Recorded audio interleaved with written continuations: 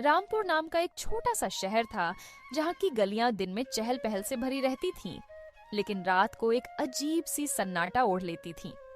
उसी शहर के बाहरी इलाके में रामू का ढाबा नाम से एक जगह मशहूर थी। दूर दूर से लोग वहां का खाना खाने आते थे। कहते थे कि वहां की दाल में ऐसा स्वाद है जो सीधे दिल तक उतर जाता है।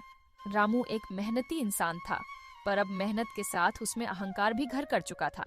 ढाबे की दीवारों पर चमचमाती लाइटें और ग्राहकों की भीड़ ने उसके दिल में करुणा की जगह घमंड भर दिया था। उसे लगता था कि ये शोहरत हमेशा उसकी ही रहेगी, लेकिन किस्मत के खेल कौन जानता है। अब रामू इतना अभिमानी हो गया था कि अगर रात को खाना बच भी जाता तो वो उसे कुत्तों या भूखे लोगों को देने की बजाय कूड़ेदान में फेंक देता। उसे लगता था कि अगर कोई मुफ्त में खाएगा तो उसके ढाबे की इज्जत चली जाएगी।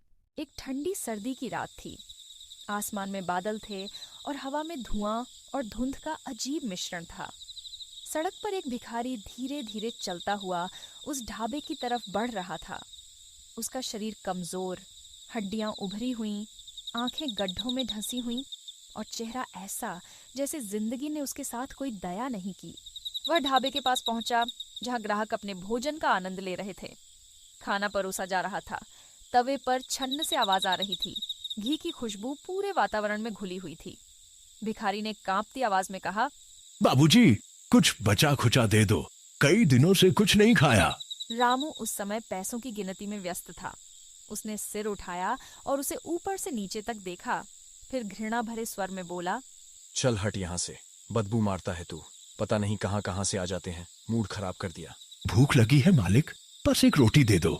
कहा ना निकल जा, वरना लात मार के निकालूं क्या। कुछ ग्राहक यह दृश्य देख रहे थे। किसी ने कुछ नहीं कहा।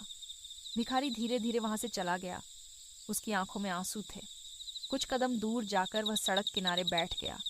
ठंड, भूख और अपमान से उसका शरीर कांपने लगा। धीरे धीरे उसकी सांसें थम गईं। किसी ने ध्यान नहीं दिया। उसकी लाश वहीं पड़ी रह गई। उस रात रामू ने खूब पैसा कमाया। उसने ढाबा बंद किया, जेब में नोट डाले और खुशी खुशी घर की ओर चला। लेकिन रास्ते में उसे एक अजीब एहसास हुआ। ऐसा लग रहा था जैसे कोई उसके पीछे पीछे चल रहा हो। उसने कई बार पीछे मुड़कर देखा, लेकिन वहां कोई नहीं था। हवा में एक हल्की सी सिसकी गूंज रही थी। उसने कदम तेज किए, तभी अचानक किसी ने उसके कंधे पर ठंडी हवा सा हाथ रखा। रामू ने डरते हुए पीछे देखा। कुछ नहीं, फिर भी उसका दिल जोर जोर से धड़कने लगा। अचानक किसी ने उसके गाल पर जोर से थप्पड़ मारा। वो चीखा, तो कौन है वहां? पर जवाब में सिर्फ हवा की सरसराहट सुनाई दी। वह भागता हुआ घर पहुंचा।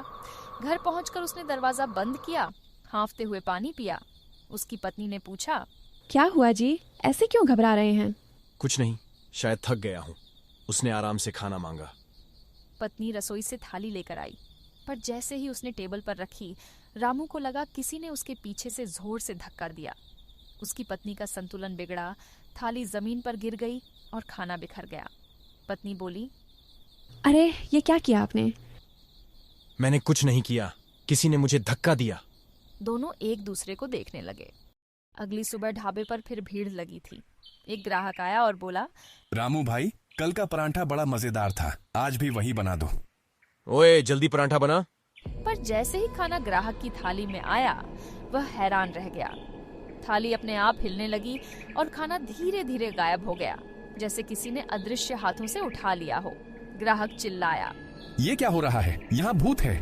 और वह डर के मारे भाग गया। बाकी लोग भी सहम गए। रामू समझ नहीं पा रहा था कि आखिर ये सब कैसे हो रहा है। अगले कुछ दिनों में अजीब घटनाएं होने लगीं।